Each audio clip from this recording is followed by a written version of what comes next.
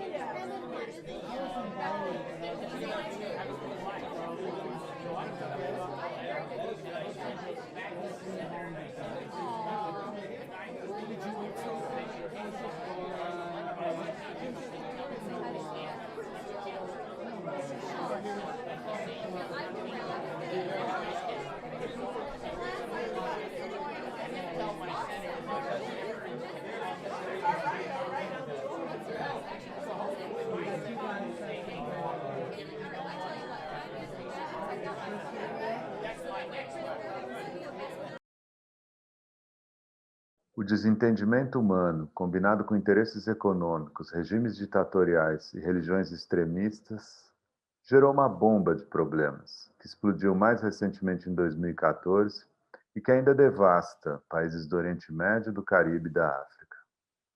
Deixar para trás seu país, seu trabalho, sua casa, seus amigos, família, enfrentando uma viagem muitas vezes longa, perigosa e ilegal, chegando a uma terra desconhecida, precisando passar por uma série de burocracias e muitas vezes sentindo um vazio no peito de saudades, são experiências de trauma e luto.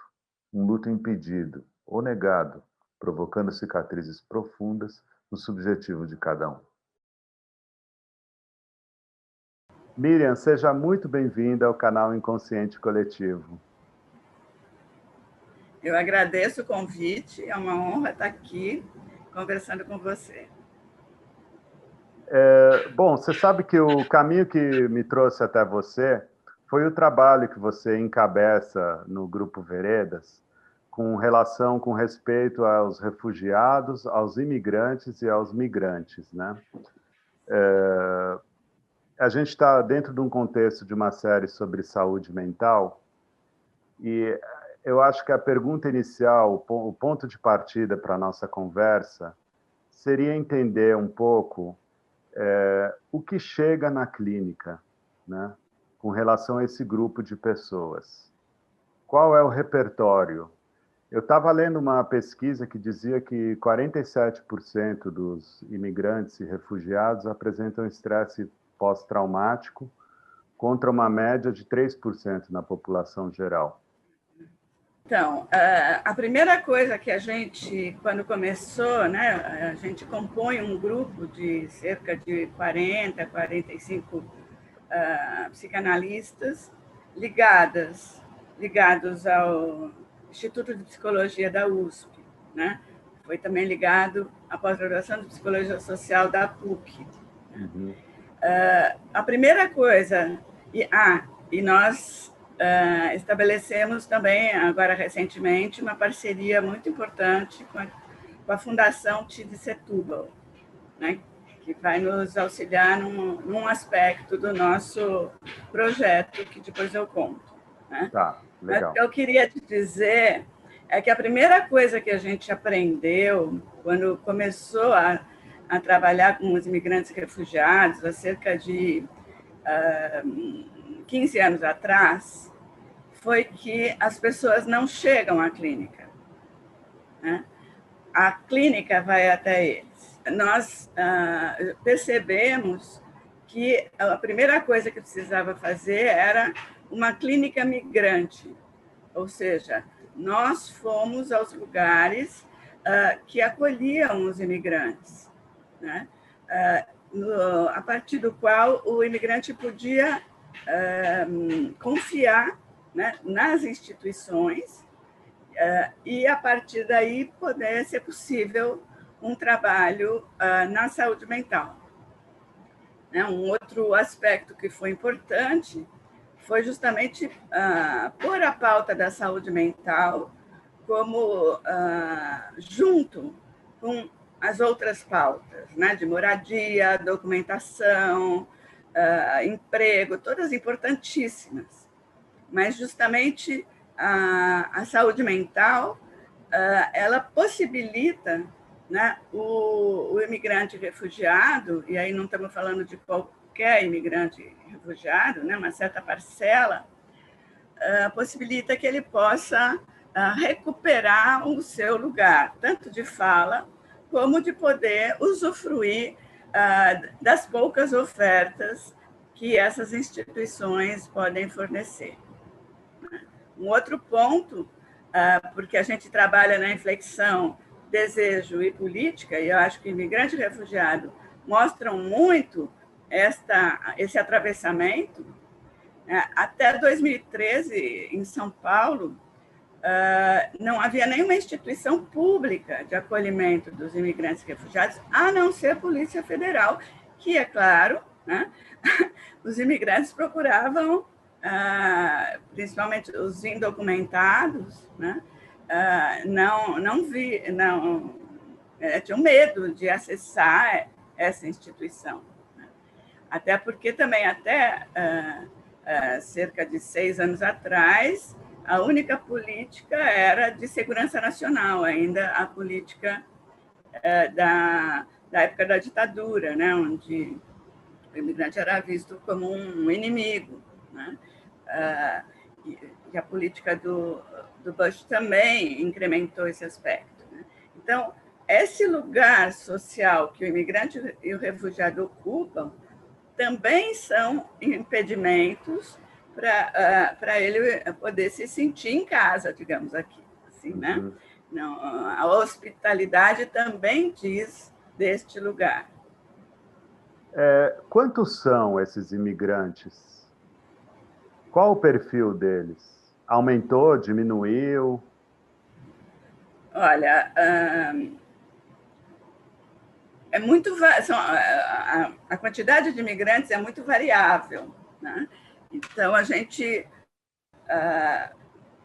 os imigrantes latino-americanos das fronteiras ficaram durante muitos anos invisibilizados, né? Então haviam muitos imigrantes, mas a ideia é que no Brasil não havia um número muito grande de imigrantes, né? Em 2010, né, começou a ter um afluxo grande, né, e essa visibilidade foi alcançada com os haitianos, né, a partir do desastre ambiental, com os sírios, a partir da guerra, né, e mais recentemente com a Venezuela, né, que teve esse grande afluxo na região norte. Mas, atualmente, né, a gente vê uma certa fuga, né, dos imigrantes. Nós temos um menor número de imigrantes chegando, né? Já tínhamos, por causa da crise econômica, né? E atualmente, né, também nós temos aí problemas aí nas fronteiras, estamos com bastante dificuldade de acolher esses imigrantes. Mas fuga no sentido deles saírem, eles estarem aqui, saírem? No sentido de buscar outros Outros lugares. que possam dar condições, né, de melhores de trabalho e de melhor acolhimento. E qual que é a diferença entre imigrante e refugiado? Você falou que tem uma parcela dos imigrantes, né? Como é que é isso aí? Então, imigrante é um termo genérico, né, para toda pessoa que se desloca de um país para outro. Né? Há o que a gente chama de imigração forçada, né? Que são os imigrantes que vêm por condições de desastres ecológicos, né? Ou situações de pobreza e dificuldades nos próprios países, dificuldades econômicas. Ou guerras civis também, guerras também. Então, aí são os refugiados. Né? O refugiado é são de guerra. Uma parcela desses imigrantes são os refugiados. Os refugiados têm uma certa proteção legal, né? Quando uma pessoa declara que é refugiado, ou seja, ele é perseguido por razões políticas, por razões de gênero, né? Ou religião, algum tipo de perseguição, né? Que ele sofre. Então, ele pede o estatuto de refugiado, né? Que tem uma documentação, uma proteção aí legal importante, mas que não é dado, essa proteção não é dada automaticamente, é um processo, né, jurídico, e que tem muitas preocupações aí em relação a esse processo, porque ele tem que provar que ele foi perseguido, né? E essas pessoas, em geral, não dominam a língua, né? Não tem documentação, né? Porque quem está fugindo não faz uma mala, né? Enfim. E do ponto de vista da saúde mental, é complicado ter que falar de um sofrimento recente para provar o seu estatuto social. Então, há muitos estudos sobre esse tipo de julgamento, onde quase que o sujeito tem que encenar aquilo que ele mesmo vive, mas isso é uma preocupação da gente, porque, como a gente vai falar daqui a pouco, essas situações traumáticas, muitas vezes, justamente o que acontece com o sujeito é que ele não para de rememorar, né? Então, grande parte do trabalho é poder esquecer. Então, nesse sentido, é o trabalho quase que oposto da clínica tradicional, né? Onde você faz associações para chegar num ponto. É uma espécie de luto negado. É uma espécie de presentificação de uma cena de impacto afetivo importante, né? Uma cena da saída. Para você ter ideia, a gente fez uma pesquisa com os argentinos que saíram 50 anos depois deles terem saído para o exílio, e a primeira coisa que a gente perguntava, bom, então, como é a sua situação agora, depois de tantos anos no Brasil? A primeira coisa que eles traziam, 50 anos depois, era o momento da saída, né? Então, esse momento é um momento muito crucial, onde há um impacto psíquico extremamente importante, né? E que só vai ser trabalhado em muitas instâncias, por vezes a vida inteira. Então, também uma outra aprendizagem nossa, né, é que, vamos dizer, não dá para esperar um luto imediato, né? Então, aí, vamos dizer, pensando em direção do tratamento, a direção do tratamento é permitir que o sujeito, né, recupere um lugar nessa cena, né? Porque a cena que ele traz é uma cena genérica, onde o lugar, como a gente chama, o lugar de sujeito, ou seja, qual a parte dele nessa cena, muitas vezes não está narrada. Ele não consegue se situar nesse acontecimento ele é só vítima do acontecimento, vamos dizer, né? Ele não consegue, e mais do que vítima. Quando ele age, por exemplo, né, saindo da cena de violência, isso muitas vezes é acompanhado de vergonha, né? Na própria a palavra refúgio tem a ideia de fuga. Então, não como, né, como um ativista político, como alguém assim que tem uma dignidade, uma importância, está fugindo, né, da pátria, da família. Então, é muito... Né, você tem aí um entrelaçamento de questões bastante importantes e que a direção do trabalho é retomar a dignidade do sujeito nas ações que ele fez em prol da vida, e não só como a vida individual, né? Mas como vamos dizer, a sobrevivência dele, né? Ele poder sair do lugar, preservando a própria vida, ele está preservando também uma história. Então, a gente tem trabalhado muito a questão do imigrante como testemunha do seu tempo, testemunha daquilo que ele presenciou. Quer dizer assim, você situar a tua própria subjetividade e havendo uma mobilidade entre origem e destino, né? Exatamente. Quem sou eu, né? Como que eu significo o que aconteceu, né? Como que que lugar eu dou na minha história, né?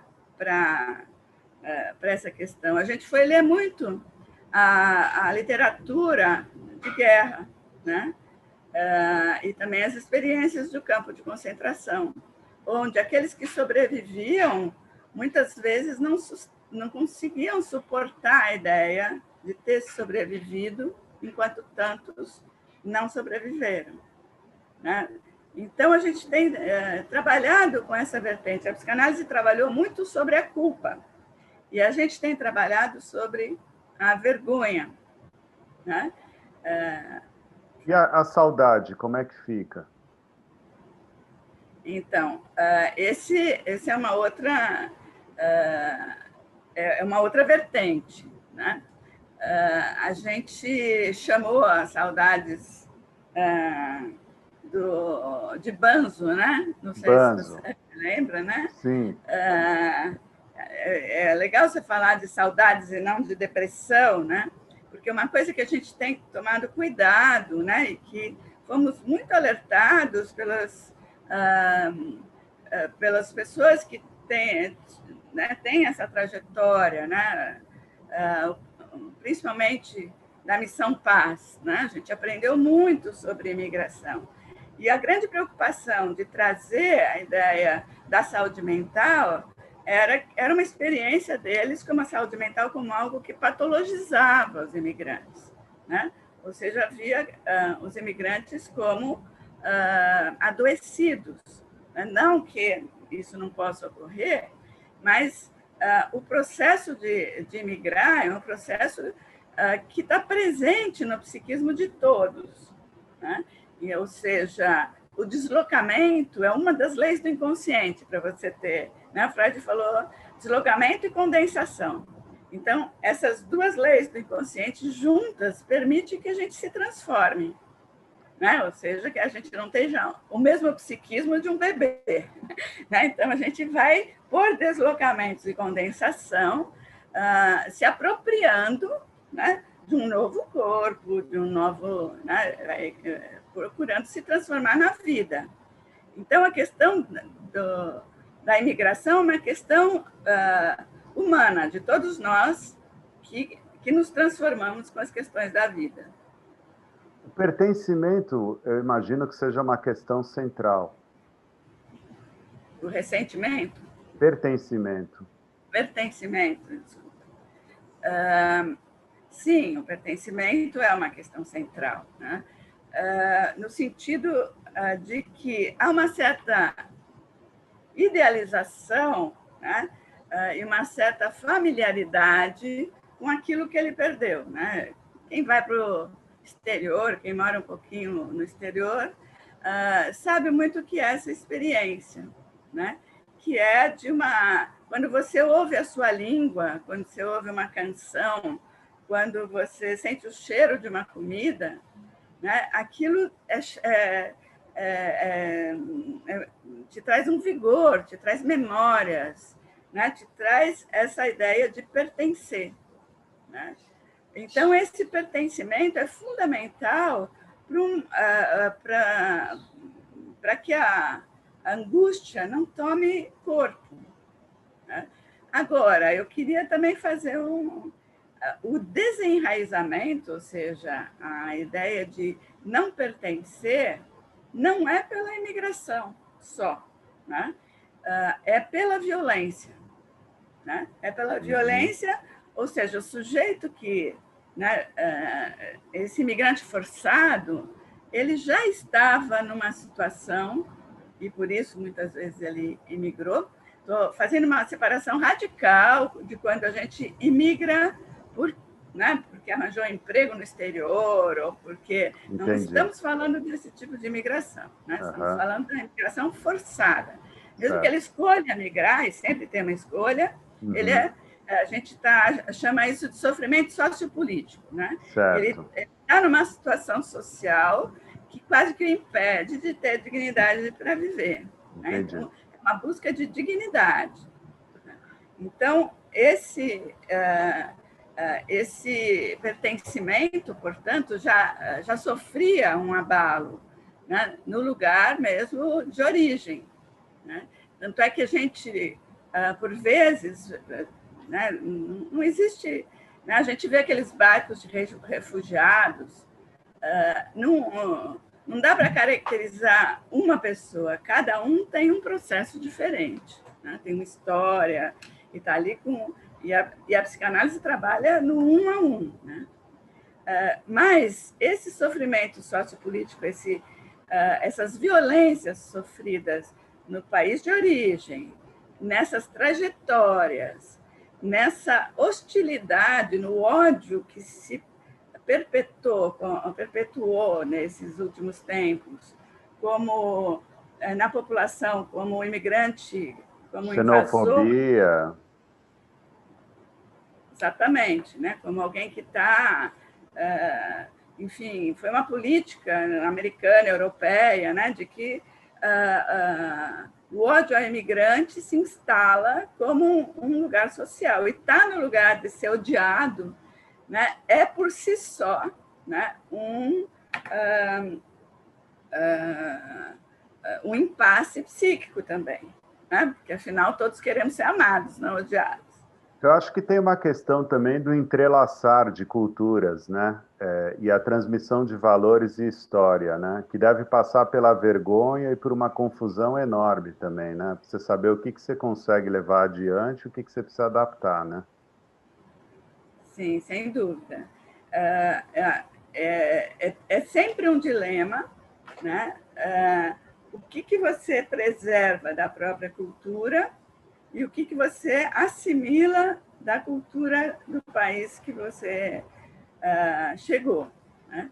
Então, é muito interessante porque, de um lado, você tem aqueles grupos que se formam guetos, né? E esses guetos, então, são para conservar a cultura tal como ela é, o que é uma tentativa complicada, porque, além de te isolar do lugar que você está vivendo por anos, muitas vezes a gente vê nesses guetos preservar uma cultura que já não é assim mais no próprio país, porque a cultura é dinâmica, ela se modifica, né?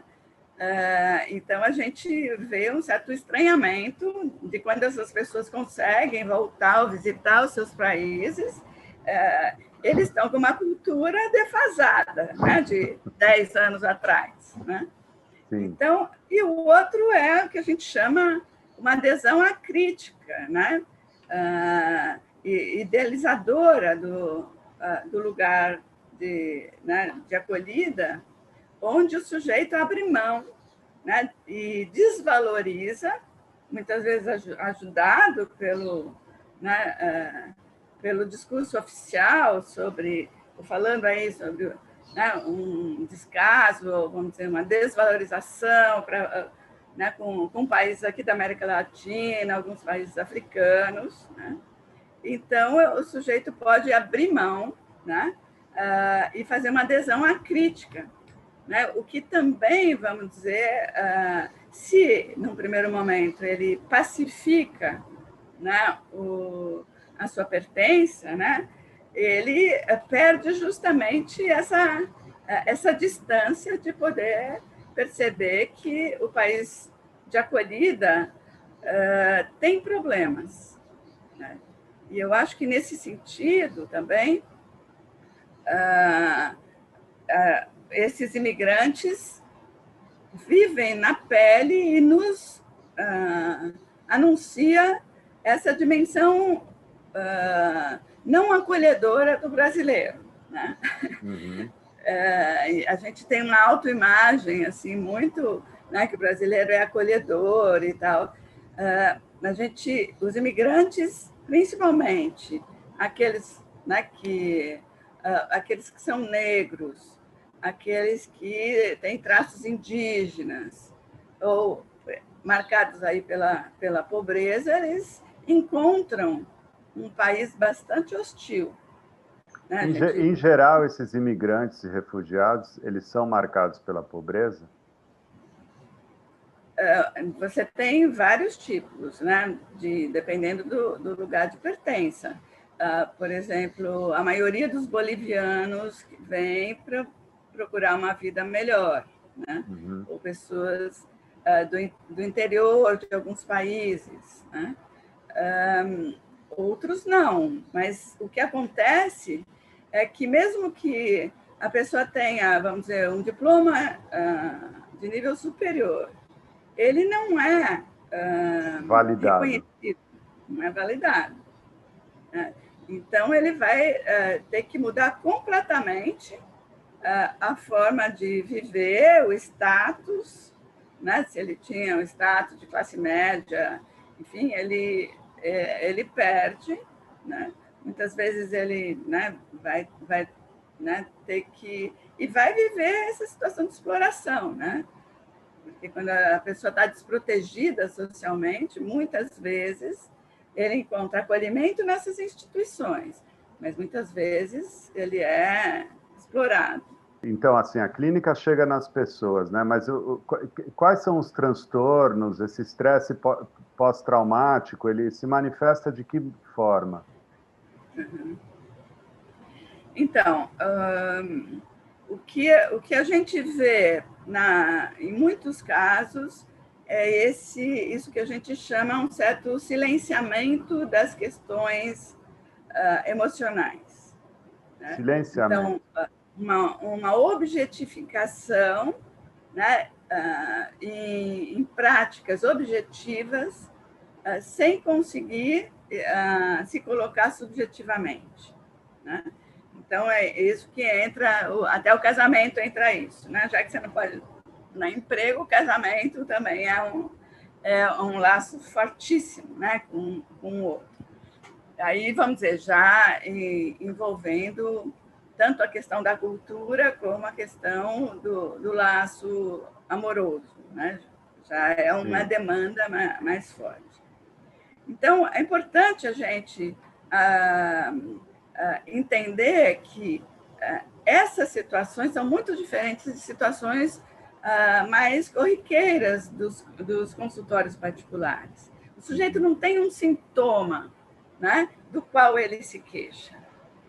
Ele tá numa situação que absolutamente não lhe permite viver, né, com dignidade, assim mesmo é a família. Então, vamos dizer, muitas vezes é visto como uma fraqueza ele poder, os sentimentos, né?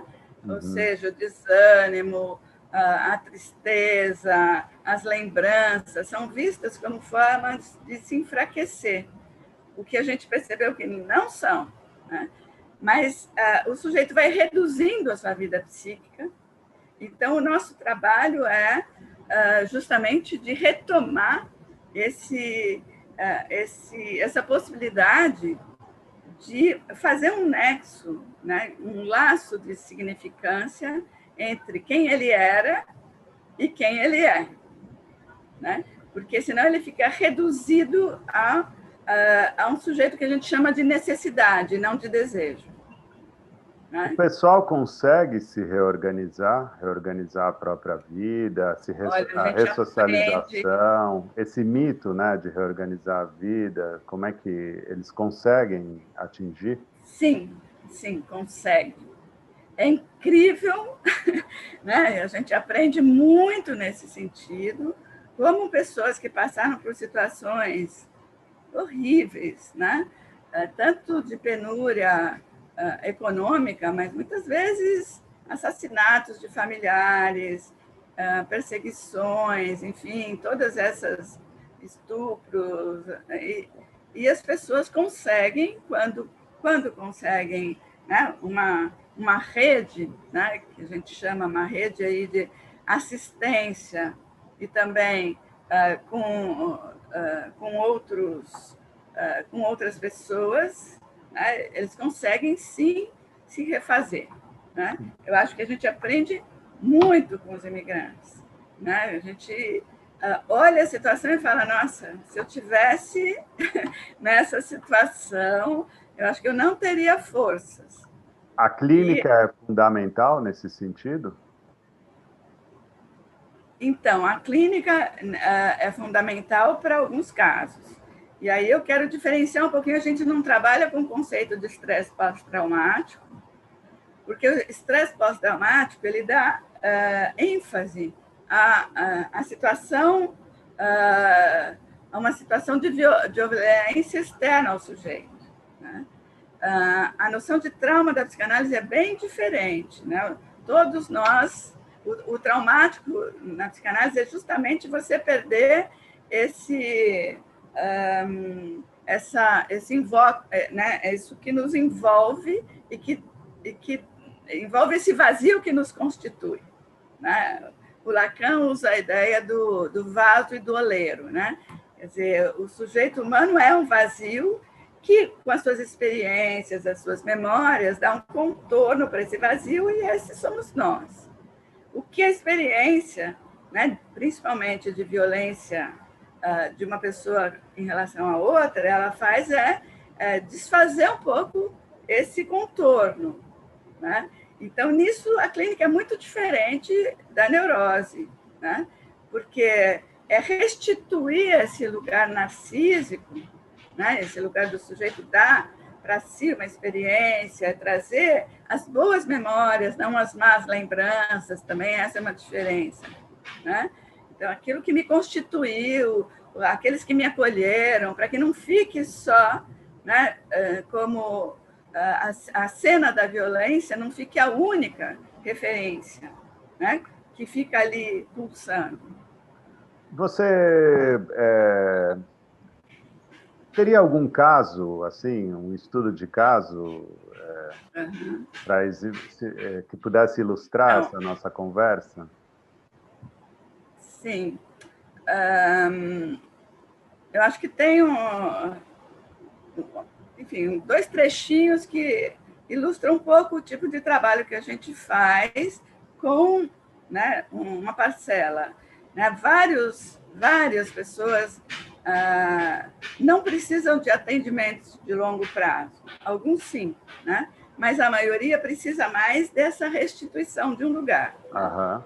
Então, como exemplo, eu daria de uma situação de 2 irmãos no Congo, que foram na vila fazer compras e voltam à sua casa com seus pais, seus irmãos, tinha sido incendiada.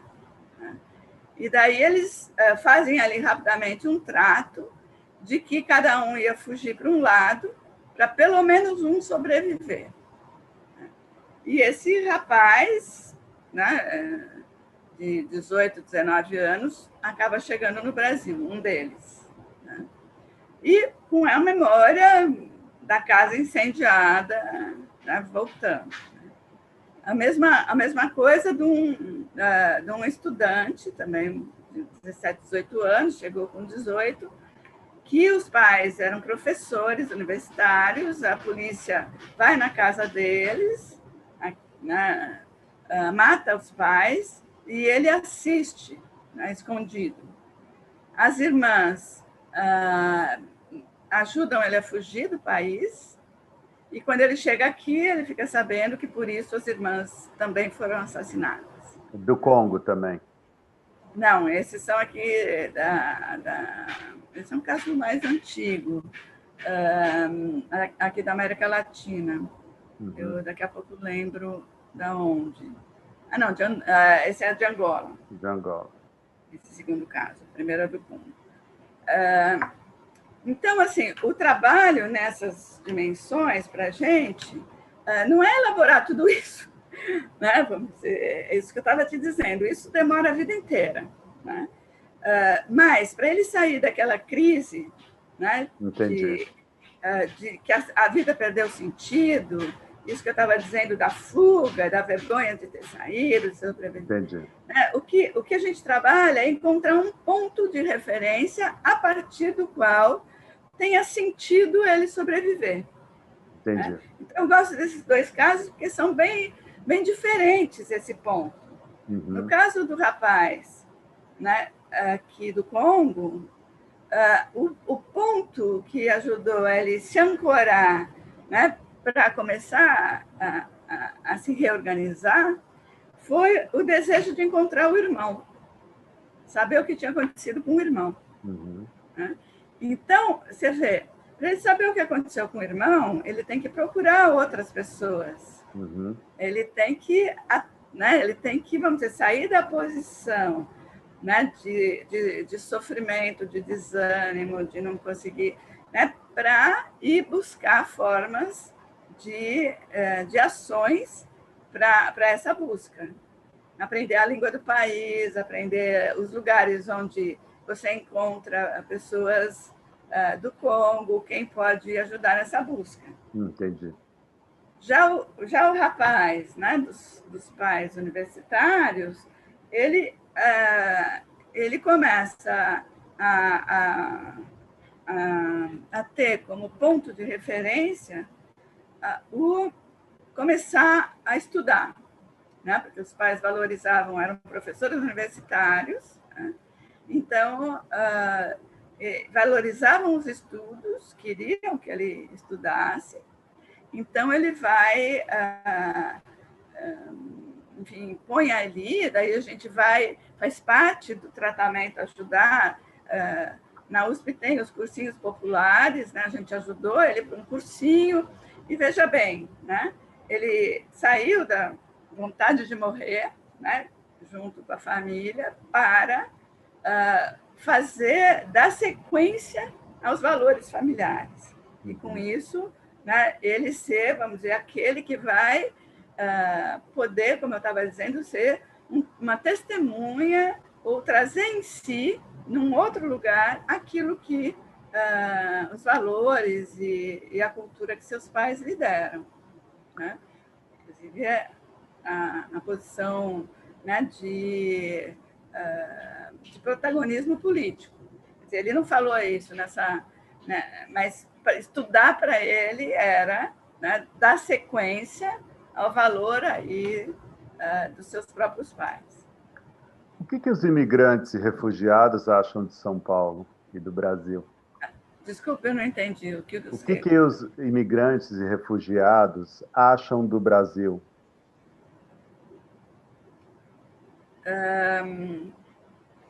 Então, a gente acho que tem vários aspectos aí, né? É interessante ver como São Paulo, apesar de ser uma cidade bastante hostil, onde há, como eu estava dizendo, muitos abusos, ela tem uma diversidade de população onde o imigrante pode encontrar um lugar. Né? Ele não fica... Né, é incrível como a gente conhece muito pouco a nossa cidade, né, São Paulo. Mas você tem todos os nichos possíveis, todos os interesses possíveis. Então, acho que tem um aspecto aí que é dessa possibilidade, né, de achar um lugar para si mesmo dentro desse mundo tão complexo e dinâmico que é uma cidade como São Paulo, né? Tem os aspectos que eu já mencionei, né, que o imigrante nos mostra o lado que a gente não está acostumado a olhar, né? Nos mostra o racismo, né? Então, na fila agora, na pandemia, muitos deles apanhavam porque eles estariam tirando na fila, vamos dizer, para receber cesta básica ou alimentação, né? Muitos apanham, porque estariam tirando o alimento do outro. A gente via isso também na saúde, já via, né? Quando havia mesmo por parte dos profissionais, às vezes, né? Bom, então,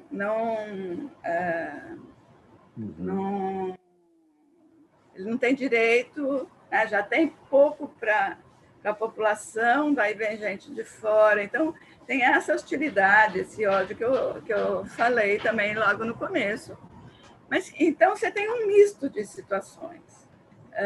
Eu acho que o estrangeiro nos permite renovar o olhar para o que temos de bom e para o que temos de dificuldades, né? Violência policial, né? Os preconceitos, os abandonos. Em que medida essas histórias... porque você contou algumas histórias onde houve um ponto de inflexão, né? E a pessoa conseguiu, de alguma maneira, encontrar algum significado, né? Eu fiquei com uma curiosidade, porque eu estou lendo um livro de um autor africano, e ele fala do Deus pessoal de cada um, né? E às vezes o Deus pessoal é bom, às vezes o Deus pessoal não é bom. Ou eu fico pensando em melancolia, né? Tem pessoas que têm mais característica e propensão, quer dizer, assim, em que medida o contexto atua sobre a pessoa, em que medida é um pouco a geografia interna da pessoa que determina a trajetória dela, né? Porque esse trabalho acho que deve desnudar um pouco esse tipo uma questão como essa. Interessante, né? Agora, vamos dizer, em geral, quem imigra, né, não é uma pessoa que já está melancolizada, né? Porque determinados acontecimentos que tornam, às vezes, pessoas que tiveram coragem... Olha, a gente vê mulheres imigrando sozinhas, né, vindo de lugares que são muito marcados pelo patriarcado, e aí você tem diversos aspectos, né?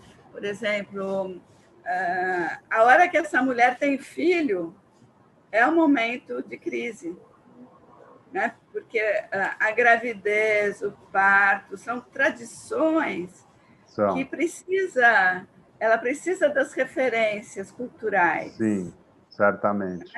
Então, e às vezes aí ela saiu em litígio com a família, porque saiu de uma tradição, e muitas vezes é o momento que ela volta ao contato, e isso pode recuperar um lugar de dignidade para ela ou não, né? Às vezes isso reitera aí uma exclusão, né, da família mesmo, né? Mas da melancolização, né? Perdi a sua pergunta. Então, eu acho que a melancolização muitas vezes é um certo efeito dessa e um efeito muitas vezes transitório desta mudança. A gente sempre a gente idealiza a infância, né? Uma coisa é a gente atender criança e ver todos os impasses e os sofrimentos de uma criança. Outra coisa é o adulto lembrando, eu era feliz e não sabia. Não sabia mesmo, porque você só lembra da imagem, né, da infância ali como uma coisa idílica, né? Então, há uma tendência, vamos dizer, da gente de pôr, vamos dizer, a felicidade em situações anteriores, idílicas, né? Que também, de uma certa forma, são. Isso pode contribuir para a alienação ou pode, vamos dizer, ajudar a superação, né? Na medida em que eu tive um momento que eu me senti bem, me senti feliz, eu posso pôr isso como uma meta, né? De reatar essa situação. E como é que é vivido pela criança a questão da imigração e do refugiado, né? Então, agora a gente está com uma vertente do Veredas que está trabalhando com a questão da criança e da escola. Tem várias, com tudo que você pergunta, tem vários caminhos, né? Assim, tem chegado muitos menores sozinhos, né? Que vão para os fóruns e são abrigados aí, não tem um abrigo para menores isolados. Na França já tem também é muito frequente, né? A família consegue só dinheiro para pôr né? Em geral, escolhe, né, um adolescente e vem para o Brasil. Mas a gente detectou, né, a gente que eu digo, as instituições, né, tanto o CAPS infantil como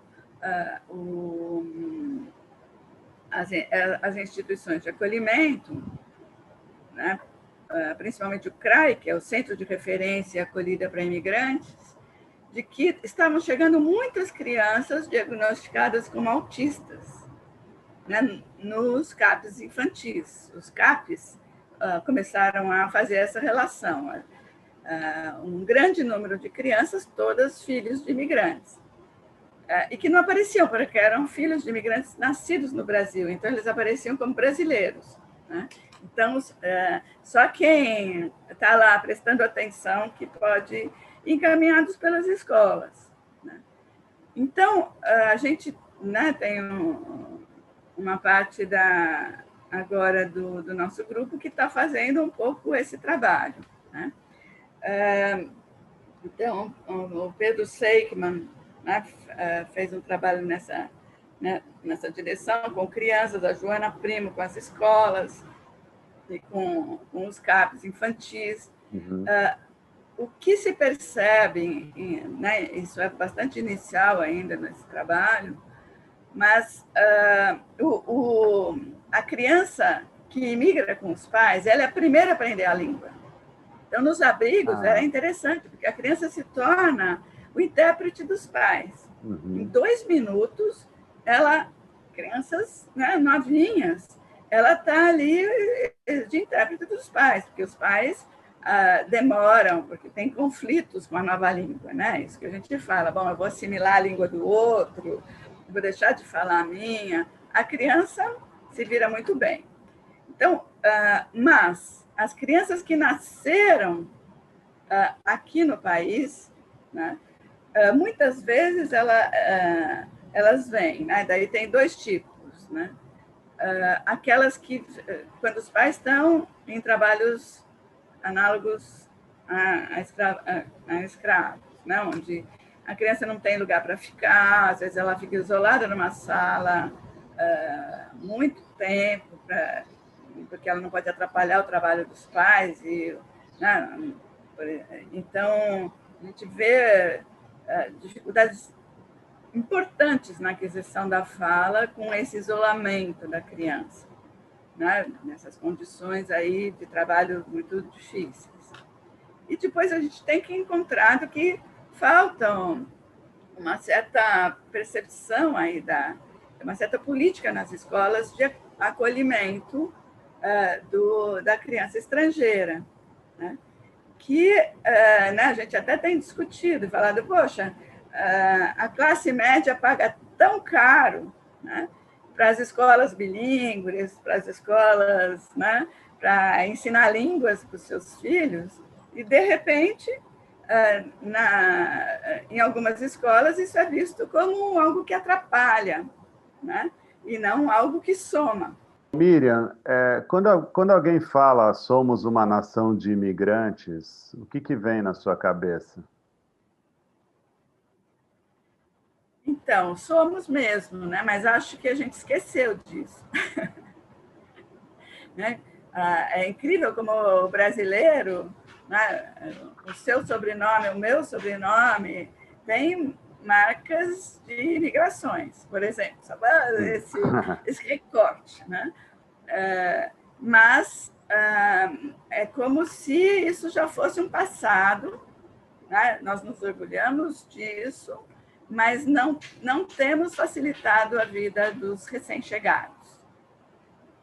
Então, vamos dizer, mesmo tendo isso nas histórias familiares, nós não temos nos aberto e facilitado, como eu estava dizendo, nem juridicamente, nem com instituições, né, com essa mistura tão rica, né?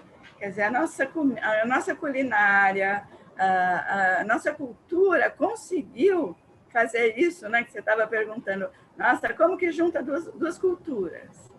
Né? A gente, né, tem aqui a cultura árabe, a cultura italiana, a cultura japonesa, tudo junto, misturado. Né? E a gente convive com essas criações. Né? Eu acho que o viver essa diversidade sem hierarquizar é aquilo que é criativo, é construir cultura. Uhum. Né? Porque, como eu estava dizendo, as culturas não ficam, as culturas congeladas, elas ficam, quando isoladas, elas tendem a se cristalizar e empobrecer. Uhum. Né? Então, o que a gente tem feito, né, é esse cruzamento de culturas para a criação de uma nova cultura.